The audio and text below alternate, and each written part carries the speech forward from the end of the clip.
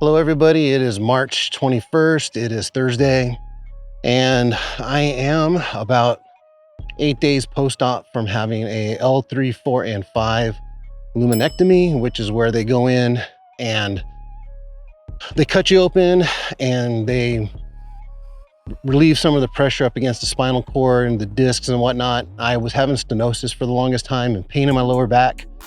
Got a little tired of having to deal with numb legs or shooting pains from my mid back all the way down to my toes. Decided to do something about it. Just want to give you guys a quick update on how things are going.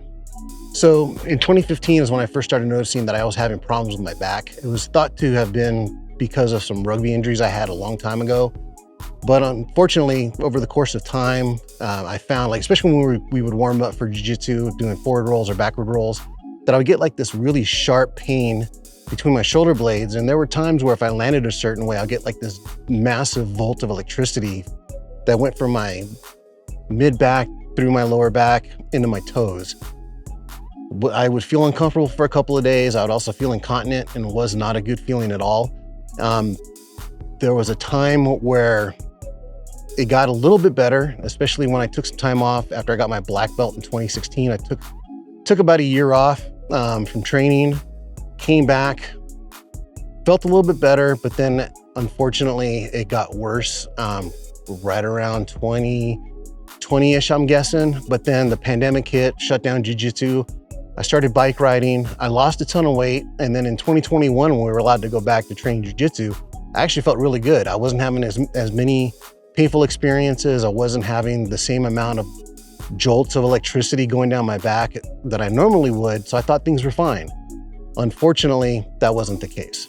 You would think because of all the rolling and whatnot, my back would finally just throw in the towel and say, I'm done. Actually, no, it was actually during a quick little warm up during mount escapes where our feet were flat on the ground like this and you just had to turn it a certain way and then try to do a hip escape. Well, I did that and my legs went numb. Couldn't figure it out. So later on in the class, I was asked to roll with someone, try to get me in a bow and arrow choke. I will try and throw a picture of a bow and arrow choke up here in the corner somewhere. But basically, with the bow and arrow choke, you have one arm around the person's front side, you drape your leg across their hips, and with your other hand, you grab their pant leg and you basically pull them like a bow and arrow. Well, this person had their leg on my lower back, pulled extremely hard. My legs were on fire. I had to crawl off the mat and I couldn't feel anything in my leg for about 10 minutes. Let it go. About a week later, I was out for a bike ride. And this was the turning point. This is what freaked me out the most. I was out riding my bike and I couldn't feel my feet. That's when I knew I had to take care of the problem, go see a doctor and see what's going on. Finally met up with a specialist who sent me in for another MRI.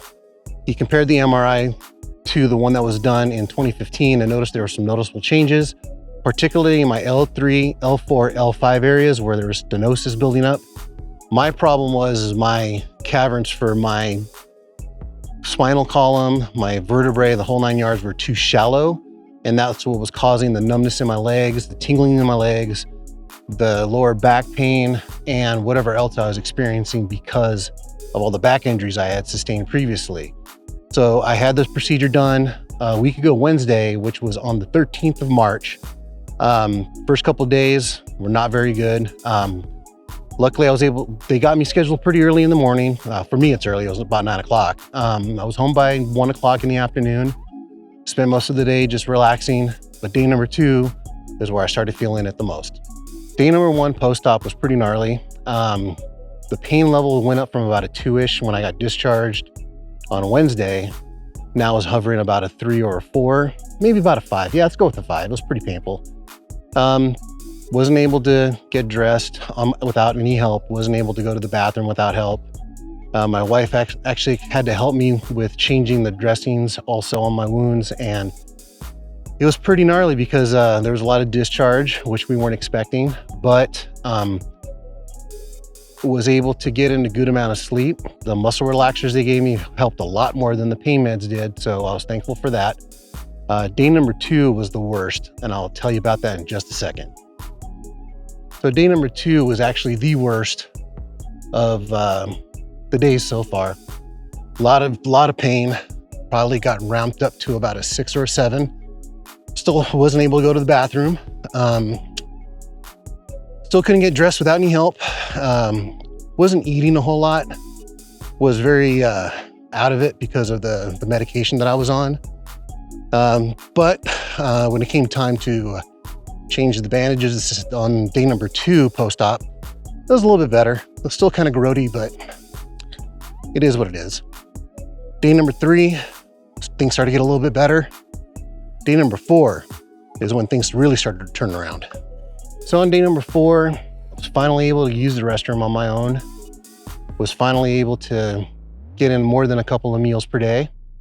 Was able to finally get in a shower, and for the most part, things started taking a turn for the best.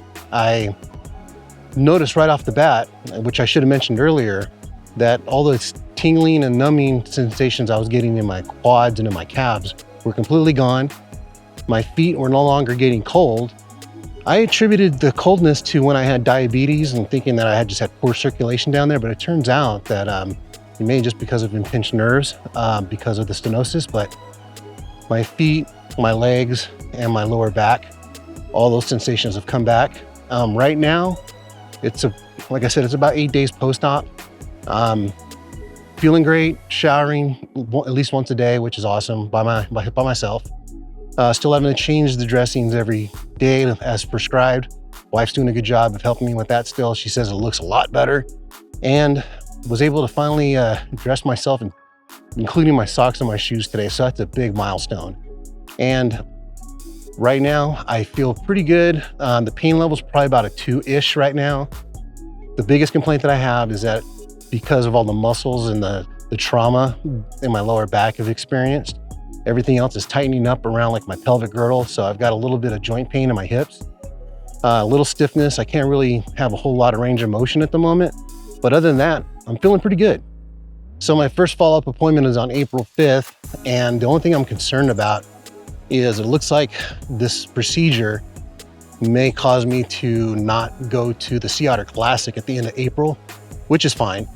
What I'm more concerned about is getting back on the saddle so I can start training for Unbound, which is going to be in June. Luckily, my doctor says I can probably get back on the trainer as early as next week, just depending upon how I feel, how the comfort level is in my back, and overall how I'm doing.